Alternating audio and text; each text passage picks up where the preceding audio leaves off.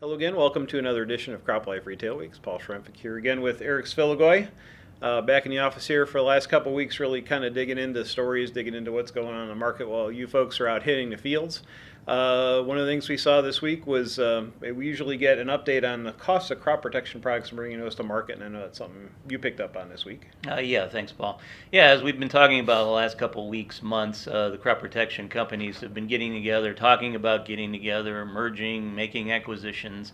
One of the reasons, of course, is they were trying to cut costs and improve their shareholder value. And one of the tidbits I ran across was a new report that came out that said today in 2016, the average cost to bring a new crop protection product to market is $286 million. And it takes about 11 years to get all the proper sign-offs and approvals to get that product into the marketplace.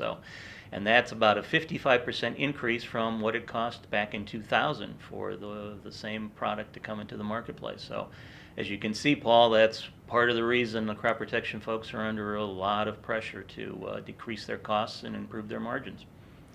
And it's also having an impact on the regulatory pressures are having an impact overall on crop protection. One of the things I noticed this week was we've had a lot of battles about the neonics and what's going on with the bee populations and colony collapses, and just there was an announcement that Ortho, who makes a lot of home products, is going to be eliminating neonics over the course of, I guess, be 2021. I think is when they will have them officially out of their products.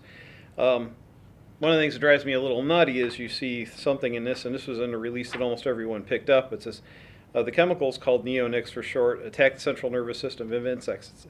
Some advocates say that neonics are one of several reasons behind declining populations of bees, which are significant pollinators of food crops. Who exactly some advocates are, where these advocates came from, what they're advocating, whether they're for or against, is completely a complete mystery. It's an AP release, and that's really lazy reporting when you think about the millions of dollars that are being spent, even among crop protection companies, to try to get to the bottom of the real cause of this case. And pesticides may have a role in it, but even USDA and other agencies have said clearly it's a multitude of factors that we really have to get to the bottom of. And the crop protection companies have stepped up in no uncertain way that they're going to get to the bottom of this, and they're really digging for answers. So, it's understandable in one way, responding to the customers, but it's also discouraging in another way, and it's discouraging the way it's being reported.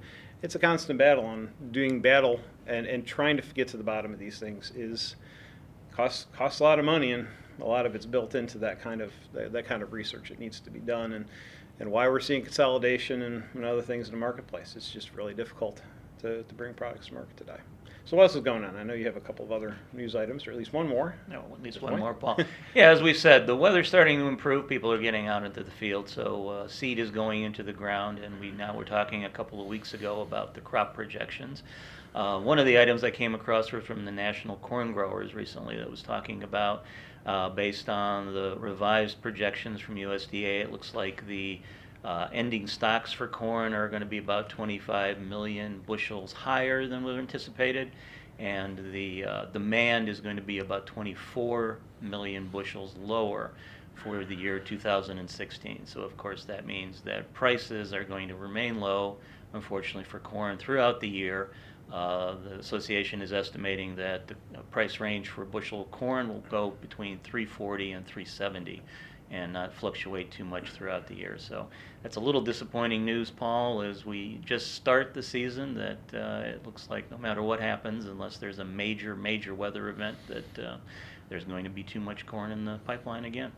Yeah, as a minor point, I'm working on a fungicide story, looking at fungicide applications in July, and I mean that's going to be coming up in the May issue. But we're seeing there's going to be definitely some challenges in selling that kind of a product that seems to be continues to be considered discretionary to sell the growers, get them to commit to if you've got these kind of things going on, and we're depending on how the season comes out, it's always a struggle, but it'll definitely be tougher this year.